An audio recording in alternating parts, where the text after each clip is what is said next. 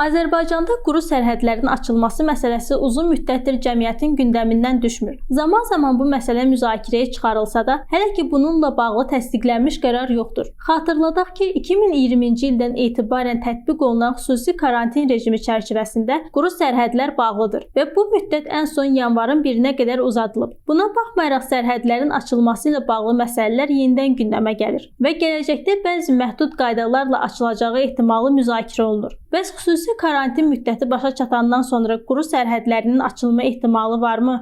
Mövzu ilə bağlı missiyada danışan deputat Tahir Rzayev bildirib ki, sərhədlərin açılması çox ciddi məsələdir. Biz dünyada baş verən terror aktlarını, müəyyən xoşagəlməz halların yaxşı görürük və əlbəttə ki, bunların Azərbaycanda baş verməməsi üçün müəyyən qaydada operativ tədbirlər görülməlidir. Bu məqsədlə də sərhədlərin açılması məqsədə uyğun hesab edilmir. Tahir Rzayev vurğulayıb ki, dövlətin strateji planları və vəzifələri mövcuddur və bu müvafiq orqanların həyata keçirdiyi tədbirlər bu sahədə qətiyyətli və ehtiyatlı olmağı tələb edir. Bəziləri buna dar mövqedən diqqət yetirir və dünyada gedən prosesləri bir o qədər də dərindən təhlil etmə iqtidarında deyil. Ancaq bugün dünyada gedən münaqişələr, müharibələr, bir çox problemlər dövlətlərdən öz sərhədlərini daha ciddi şəkildə qorumağı tələb edir. Məhz bu baxımdan da Azərbaycan sərhədləri uğurla qorunur və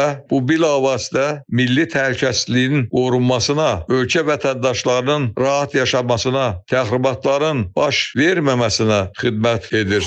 Deputatın sözlərinə görə dövlət turizmin inkişafını təmin etmək və ölkəyə giriş-çıxışı asanlaşdırmaq istəyir. Digər tərəfdən mövcud reallıqlar, dünyada baş verən hadisələr nəzərə alınmalıdır. Ona görə də lazım olan vaxtda elə bilirəm ki, sərhədlər açılacaq və xarici ölkələrə gediş-gəliş daha yüksək səviyyədə təşkil olunacaqdır. Seyranə Quliyeva, Heydər Həsənli, Missiya TV.